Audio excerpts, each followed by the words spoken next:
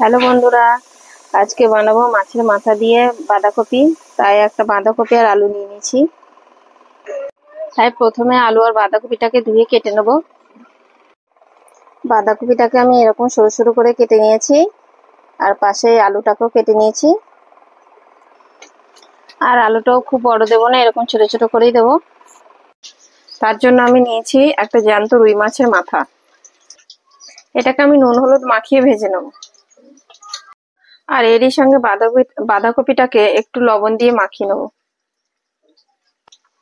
এরকম লবণ মাখিয়ে রাখলে বাঁধাকপিটা তাড়াতাড়ি সেদ্ধ হয়ে যায়। এবার কড়াইয়ে নিয়ে নেব সর্ষের তেল। এই অসময়ে মাছের মাথা দিয়ে বাঁধাকপি রান্না করলে খেতে ভালোই লাগে, তাই আপনারাও একবার এভাবে বানিয়ে দেখবেন। তেল গরম হয়ে গেছে, এবার ফোড়নে দিয়ে দেবো দুটো শুকনো লঙ্কা, একটা তেজপাতা আর অল্প পরিমাণ জিরে।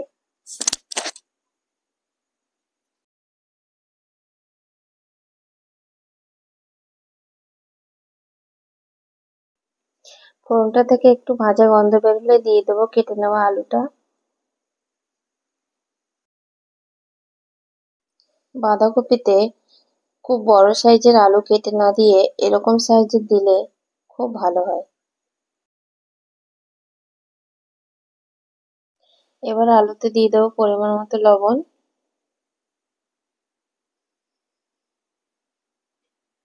আর পরিমাণ মতো হলুদ গুঁড়ো। এবার এটাকে আমি একটু নেড়ে চেড়ে হালকা ভেজে নেব।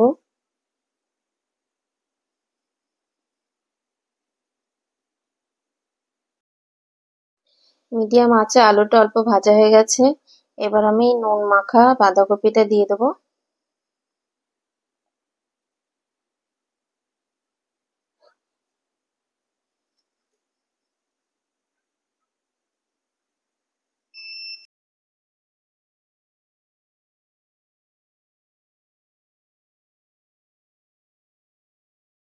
বাঁধাকপিটা দিয়ে 2 মিনিট একটু রান্না করার পর দিয়ে দেবো কেটে নেওয়া একটা টমেটো আর কাঁচা লঙ্কা।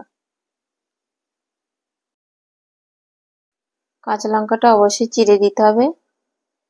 এবার এটাকে নেড়ে চেড়ে দিয়ে দেবো 1 ইঞ্চি মতো বেটে রাখা আদা।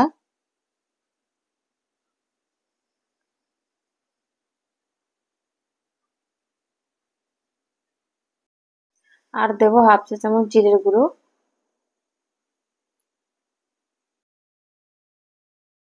এবার সবকিছুকে ভালো করে নেড়ে চেড়ে মিশিয়ে দেবো। 4-5 মিনিট এটাকে আমি এভাবে একটু কষিয়ে নেব, যেহেতু এটা অসময়ের কপি, তাই আপনারা অবশ্যই এরকম করে একটু কষিয়ে নেবেন। এবার আমি ঢাকা দিয়ে দেবো সেদ্ধ হওয়ার জন্য।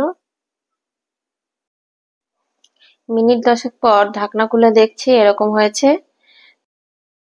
এরই মাঝে ঢাকনা খুলে আমি একবার নেড়ে দিয়েছিলাম। বাঁধাকপি আর আলুটা প্রায় 90% সেদ্ধ হয়ে গেছে। এই সময় দিয়ে দেবো ভেজে রাখা মাছের মাথা। মাথাটাকে অবশ্যই ভেঙে দিতে হবে। মাছের মাথাটাকে একটু কড়া করে ভেজে নিতে হবে, তাহলে সুন্দর ভেঙে যাবে। এবার মাছের মাথাটা বাঁধাকপিতে দিয়ে দেবো আর দেবো 1/2 টেবিল চামচ চিনি।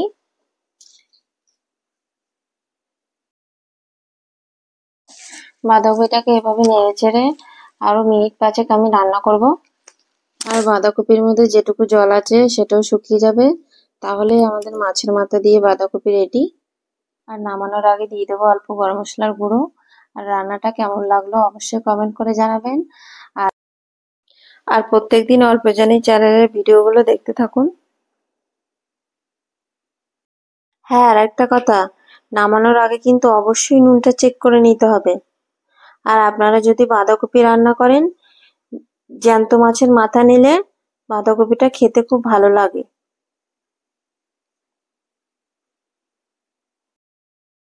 রুই ছাড়া আপনারা অন্যান্য মাছের মাথা দিয়েও করতে পারেন, তাতেও ভালো লাগবে।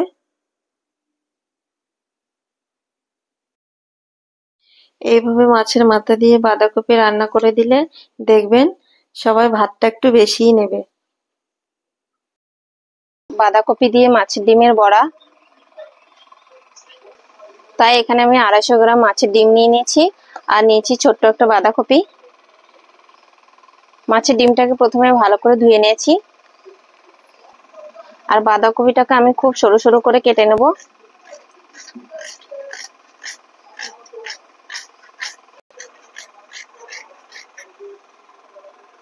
আর দেবো অল্প ধনেপাতা কুচি নেওয়া,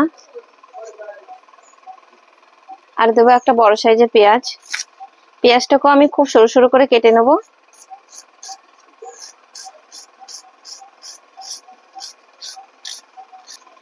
আর দেবো 4টে কাঁচা লঙ্কা, সরু সরু করে কেটে দেবো।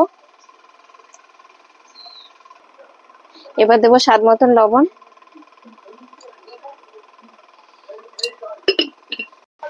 আর দেবো সামান্য হলুদ। ঝালের জন্য খুব সামান্য লঙ্কার গুঁড়ো দেব। কাঁচা লঙ্কা দিয়েছি তাই খুব বেশি লঙ্কার গুঁড়ো দেব না।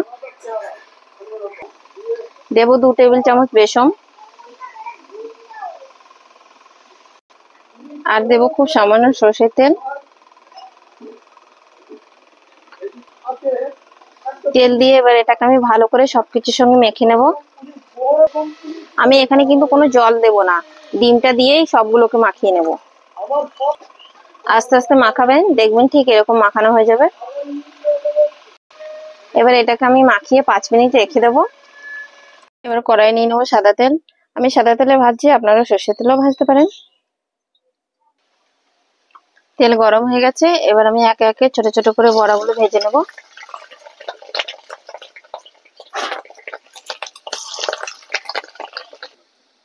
দেখুন সুন্দর ভাজা হয়ে গেছে, ঠিক এরকম কালার হবে। এবার আমি এটাকে নামিয়ে নেব।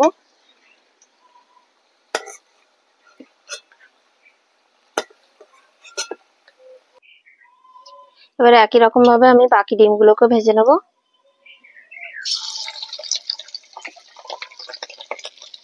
এবার ওপরে একটু ভাজা মশলা ছিটিয়ে দিয়ে পরিবেশন করব। এইভাবে একবার বাড়িতে বানিয়ে দেখুন, খুব ভালো লাগবে। আর কেমন লাগলো রেসিপিটা কমেন্ট করে অবশ্যই জানাবেন।